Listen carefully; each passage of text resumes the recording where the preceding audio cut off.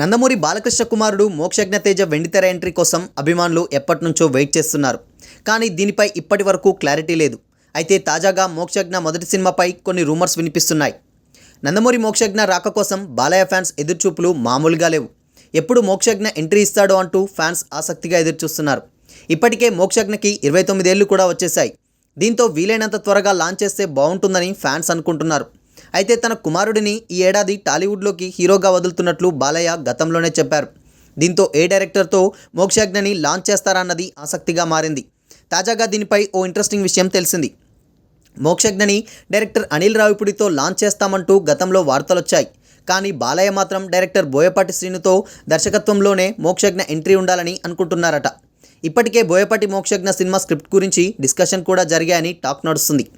అయితే మోక్షజ్ఞ మొదటి సినిమాకే బోయపాటి లాంటి మాస్ డైరెక్టర్ టచ్ ఉంటే బాగుంటుందని బాలయ్య అనుకుంటున్నారట. ఇది ఖచ్చితంగా తన కెరీర్కి ప్లస్ అవుతుందని భావిస్తున్నారట. ఈ వార్త ప్రస్తుతం సోషల్ మీడియాలో వైరల్గా మారింది. దీంతో నందమూరి ఫ్యాన్స్ ఫుల్ హ్యాపీగా ఉన్నారు. అయితే కొంతమంది మాత్రం కాస్త టెన్షన్ పడుతున్నారు. ఎందుకంటే బోయపాటి ఎఫెక్ట్లు నరకుడు బాలయ్యకైతే తిరుగు లేకుండా సూట్ అవుతుందని, మోక్షజ్ఞకి ఎలా ఉంటుందోనంటూ డౌట్ అనుమానాలు తెచ్చుకుంటున్నారు. ఇక ఇవన్నీ పక్కన పెడితే మోక్షజ్ఞ బోయపాటి సినిమా ఈ ఏడాదే మొదలయ్యే అవకాశాలున్నట్లు సమాచారం.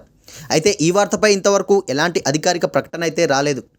డైరెక్టర్తో ఉన్నా సరే డెబ్యూ మూవీకి హీరోయిన్గా మాత్రం శ్రీలీలను తీసుకోవాలని భావిస్తున్నారట. ఎందుకంటే శ్రీలీలకి యూత్లో ఉన్న ఫాలోయింగ్ తెలిసిందే. తన డ్యాన్సులతోనే ఆడియన్స్ను థియేటర్లోకి రప్పిస్తుంది. పైగా బాలయ్యతో శ్రీలీలకి మంచి రిలేషన్ కూడా ఉంది. ఇక భగవంత్ కేసరి సినిమా సెట్స్లో 1-2 సార్లు మోక్షజ్ఞ పక్కన కూడా మెరిసింది శ్రీలీల. దీంతో వీళ్ళ జోడీ బాగుంటుందని ఫ్యాన్స్ కూడా అనుకుంటున్నారు. దీంతో తొలి సినిమాకి శ్రీలీలనే తీసుకోవాలని అభిమానులు కోరుకుంటున్నారు. ఒకవేళ బోయపాటి మోక్షజ్ఞ కాంబో ఫిక్స్ అయితే శ్రీలీల హీరోయిన్ అవుతుందన్నమాట. ఇక బోయపాటి ఇటీవల తీసిన స్కంద సినిమా బాక్సాఫీస్ దగ్గర బోర్లా పడింది. రామ్ పోతినేని శ్రీలీల కాంబోలో వచ్చిన ఈ చిత్రం థియేటర్లో పెద్దగా ఆడలేదు.